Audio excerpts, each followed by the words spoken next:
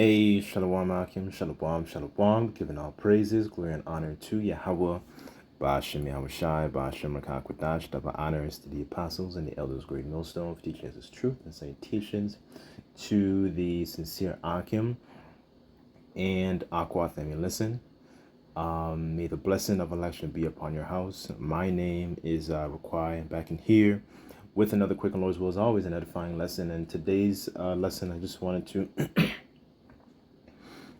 just do a quick part, just to add in to a lesson I did yesterday or day before in regards to biblical education and how a biblical education essentially supersedes college education, and just a response and my 2 cents in regards to one of the lessons that was done by the apostles earlier this week. And this is pretty much like the third reason. I didn't want to jam pack everything into one lesson, but pretty much the third reason is as follows. One of the things that you wouldn't acquire from a college education, one of those things is to essentially examine things and look at things spiritually, right? That is something you won't get from having a college education, because you basically look at a lot of things essentially face value with numbers and stats and and so on and so forth, right? There is that type of knowledge, right? But then there is also excuse me, but then there's also a spiritual side to things, why certain things happen. And in the ancient times, we had a lot more of that type of kind of understanding of when spiritual things occurred, right? They had a more heightened spiritual understanding, as opposed to when you look at the condition of our people right now. And one of the things that that makes me I'm actually thinking about right now was the account when the disciples asked who sinned to that that man essentially that was that was blind, right? So they had an understanding, and this is why I think it's very spiritual, because they had an understanding of well, sin, first off, really is a transgression of the law, right? And they understood that reincarnation was something within their lifetime, was something. It was more than just biblical. It was something that was well essentially known at that time. Because why would you ask why who sinned, right, to that man essentially that was blind, right? So they understood that there were things that happened within our past lives, and we were paying it for whatever happened. That judgment plays out, and they come back in the next life, and they essentially they pay for it in essentially their next life, so to speak, right? So yeah, those are a lot of things that you don't get taught within having a college education, right? So I wanted to just read just a bit of this chapter here, and Lord's will, this lesson just be quick, and edifying. And I kind of just wanted to add in my 2 cents, because this is a an experience that I've personally gone through. And to tell you the truth, it's really truly a waste of time. It's really and truly to have a college education, especially in this time. To seek out, I should say, a college education now in this time is like a waste of time, because it doesn't actually, it doesn't provoke you to actually get closer to the Lord. That's one thing too, right? So, and the only people who provoke our people to get closer to the Lord is really his servants, the prophets, right? So I wanted to read this in regards to being spiritual, right? And this is something that you don't acquire, rather than you actually acquire this by actually having a proper biblical education. This is 1 Corinthians chapter 2, verse 10. And I'll read down, and it says, "But the Most High Yahweh Bashim Shai hath revealed them unto us by his Spirit. For the Spirit searcheth all things, yea, the deep things of the Most High. For what man knoweth the things of a man, save the spirit of man which is in him? Even so the things of the Most High knoweth no man but the Spirit of the Most High. But we have received the Spirit, well, we have received not the Spirit of the world, but the Spirit of which is of the Most High, that we may know the things which are freely given to us of the Most High, right? So we're going to be able to make draw spiritual conclusions. You know what I'm saying? A good example of that would be like when you look at some of the relations, some of the ups and downs and trials and tribulations of our forefather King David. You know, when you look at those things, you examine it. You know, this is not to justify a lot of Saul's behavior. You know, when you look at the things Saul was doing, trying to persecute David. You know, he threw javelins at him. You know, and David had opportunities basically to, basically kind of get his lick back, so to speak, right? But David remained spiritual. David never actually, he understood, okay, this is just a test of, integrity. This is just a test, it's just a test of character, a test of moral uprightness, because it was just, he would have had the opportunity to, and he did have the opportunity, I should say, to basically cause harm to the Lord's anointed, King Saul, but, he didn't do it, because King Saul at that time, there was an evil spirit that was plaguing him, right? So, and, these things are written for our learning, and that's kind of understanding, is our people, people don't, you're not going to get that in a college education, because the easy thing to do, if you're not spiritual, our people, would behave very carnal in that type of situation. And what happens when you have a carnal mind constantly, right? Let me get that. Hold on.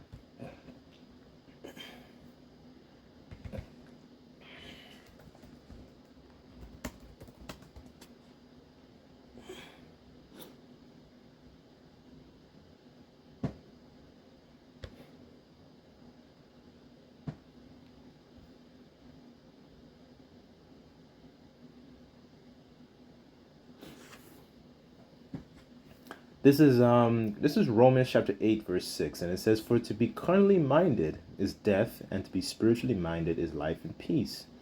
Because the carnal mind is enmity against the Most High, for it is not subject to the law of the Most High, neither indeed can be," right? So, to be within the flesh, to be, constantly, giving up, because there be temptation sometimes. And that was a strong temptation, you know what I'm saying?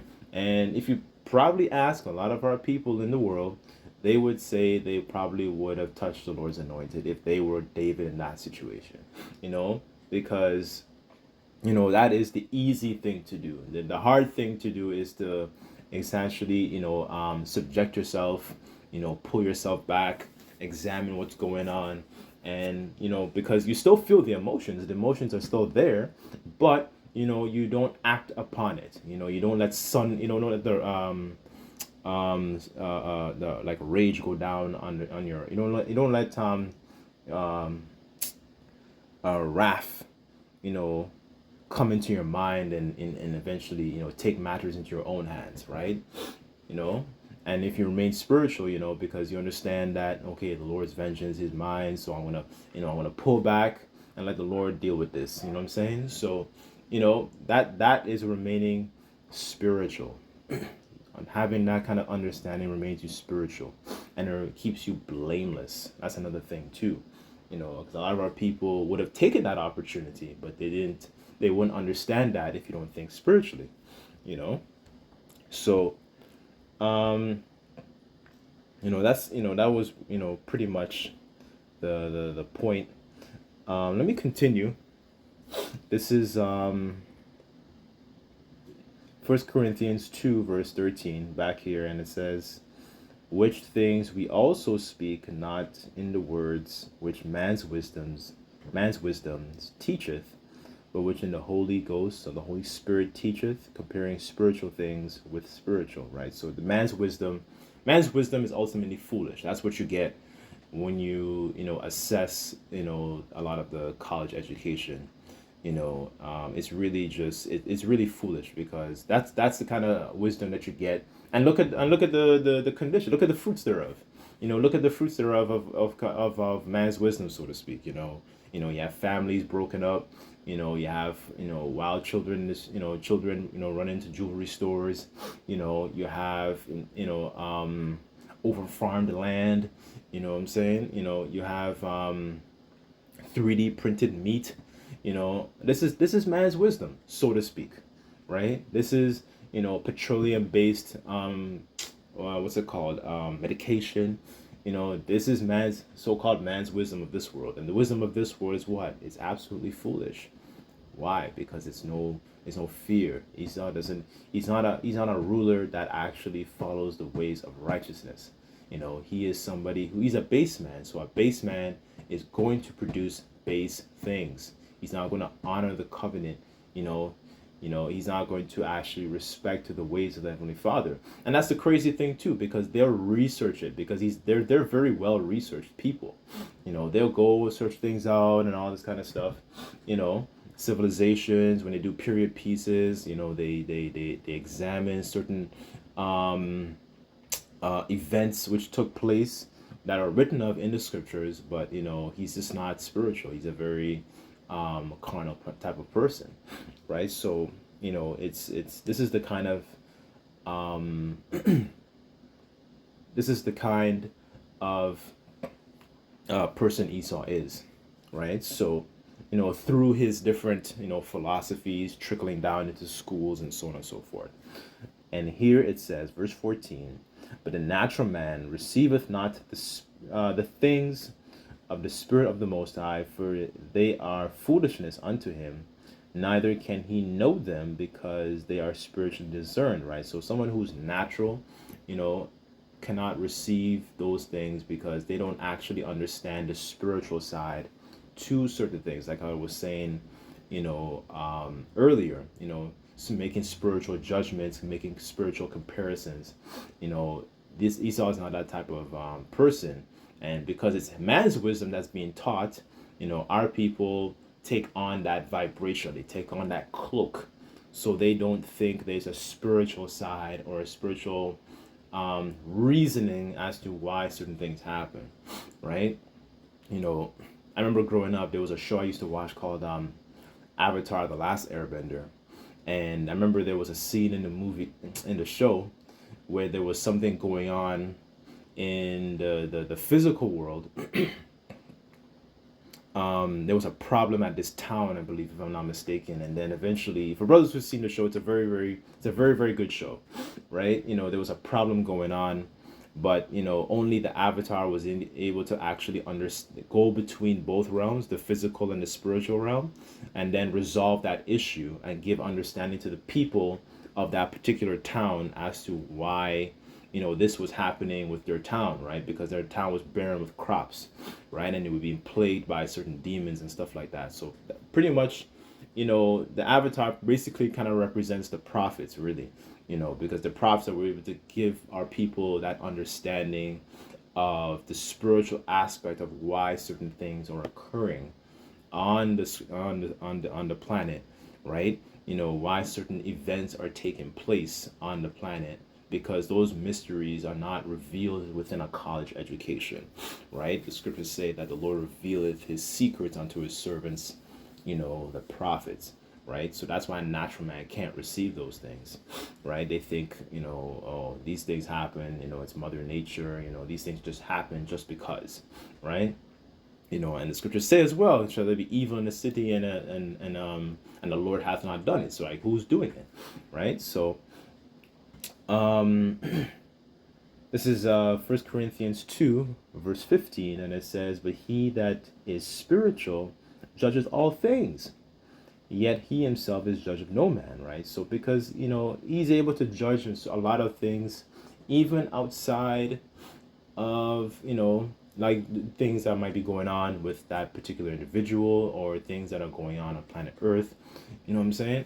They're able to make spiritual judgments, making spiritual comparisons, right? So like when the apostles and elders, talk about, or brothers talk about how America is spiritually Sodom and Egypt, why. They're not just saying that, okay, yes, the scriptures say a place, to roughly paraphrase, this place would be spiritually Sodom and Egypt, to roughly paraphrase, you know, or spiritually Rome. You understand why, because if you understand what happened back then, a lot of the different customs, the culture, the different holidays, the different value systems that occurred, but within that particular empire at that time, were taking place back then, are playing out right now within America, right? So those are making spiritual comparisons. Those are making spiritual judgments. Comparing the things that happened between an old empire and understanding that this vibration is playing out in the new empire. Bread and circus, the constant push for entertainment. This is a thing that was occurring back in the ancient Rome, right? So that's why those are spiritual judgments. And when you have a carnal mind, you're not thinking on that level, you're not thinking on that understanding, right? Let me get this here in second Ezra. 1 second.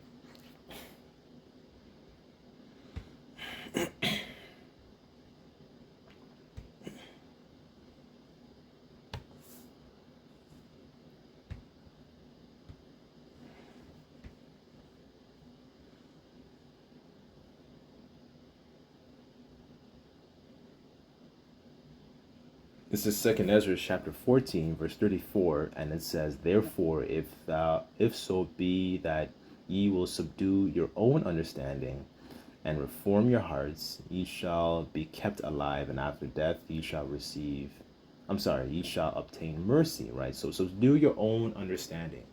A lot of our understanding, a lot of understanding came from the colleges and universities, whether we went to those institutions or not.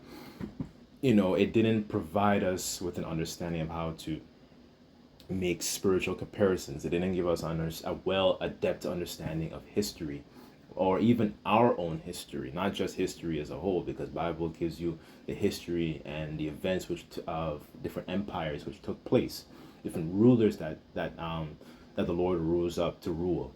The Lord, used certain kings, for example, what's his name? King Cyrus. And, King Cyrus was known as the Lord's shepherd, right? Because he used him to be able to, for our people to go back and, basically rebuild the temple, right? After it was destroyed by the Babylonians. This is actual history, right? So, knowing these things, it gives you more of a more rounded out understanding of certain events which take place upon the planet Earth. And these are things you won't get within a college education. It's extremely limited. I will say this though, if you have, if you can get like somebody to, give you understanding in regards to a trade, just to make your daily bread, then okay, you know, for example, like an electrician or a plumber, because those are, skills, right? Those are still needed skills, of course, right? But, just to, kind of add to the apostles' point, these are things you're not going to get from a college education because you're basically wasting your time, right? So, that's pretty much the point. I didn't want to make the lesson too long, but Lord's will, this lesson was, exhorting, of course, and just like to give all praises, glory, and honor to Yahweh Bashem Yahushai. Until next time, I say Shalom.